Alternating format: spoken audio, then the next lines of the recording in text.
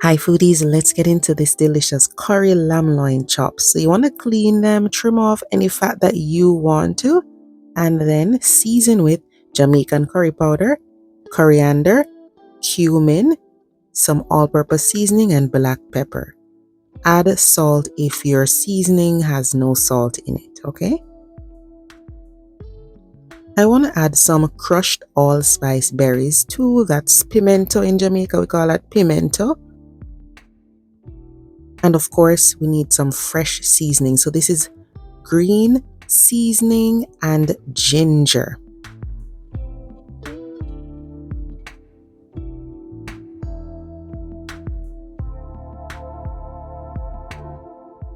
Go ahead and massage all of this into the meat, and you can marinate this overnight or for at least 2 hours.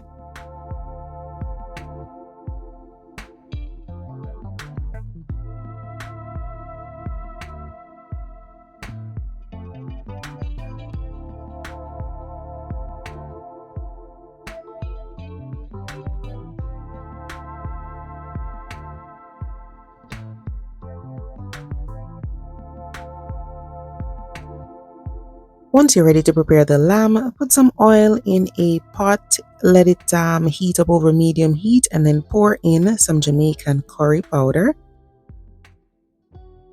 It's gonna get really fragrant, but you don't want it to burn. So keep stirring and keep an eye on that curry powder. This is gonna help to release a lot of flavors, okay? So now we're gonna go in with the lamb, and you wanna brown the lamb on both sides. It might take about 3 to 4 minutes to get it brown. It doesn't have to be super dark.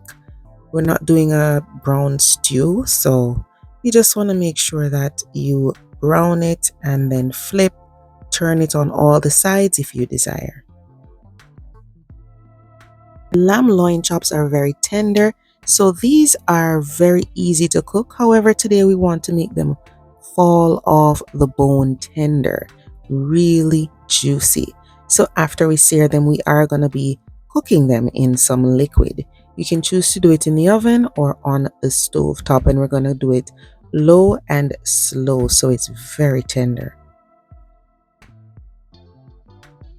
I'm going to set these aside just to make space in the pot. If you're using a big pot, then you might not have to, okay? So same pot, add some onion and carrot, scotch bonnet, I diced that, and I have some garlic as well. You can add a little more oil if you need to, and you just want to stir these around for a couple of minutes just to release that flavor, and then we're going to add the lamb back to the pot.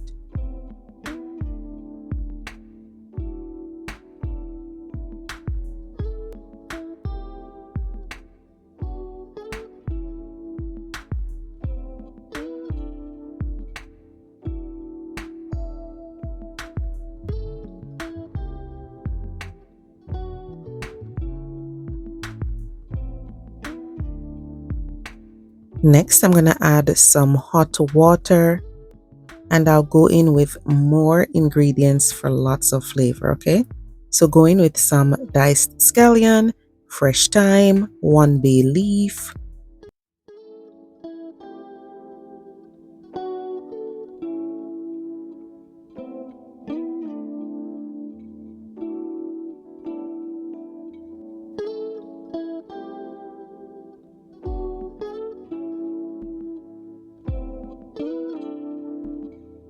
then you can add some of that same all-purpose seasoning that you used on the lamb, or you could use beef broth or chicken broth. Then you might not need to add seasoning here. Just give it a stir, and then you're going to be covering the pot and allowing it to simmer on low heat for about an hour and a half, or you can put it in the oven at 300 degrees Fahrenheit and let it bake for about an hour and a half to 2 hours. While it's in the oven, what I do is I flip it every 30 minutes. So flip the pieces of meat every 30 minutes and baste the meat with the liquid. If you're doing a lot more lamb than I am and you want lots of gravy, then of course you would add a lot more liquid than I suggest in the recipe. After an hour and a half to 2 hours, the lamb is juicy and tender. It is flavorful, and that was so easy, especially if you leave it in the oven. Make sure you serve up the lamb with the gravy, and I like to have this with some creamy mashed potatoes or rice. Check out how tender that is. It's so easy to break apart. It is well done, so if you don't like your lamb well done, of course you can cook it for less time. But after an hour and a half to 2 hours, this is juicy, tender perfection. Give it a try, guys, and let me know what you think. Thanks for watching. See you next time. Bye bye.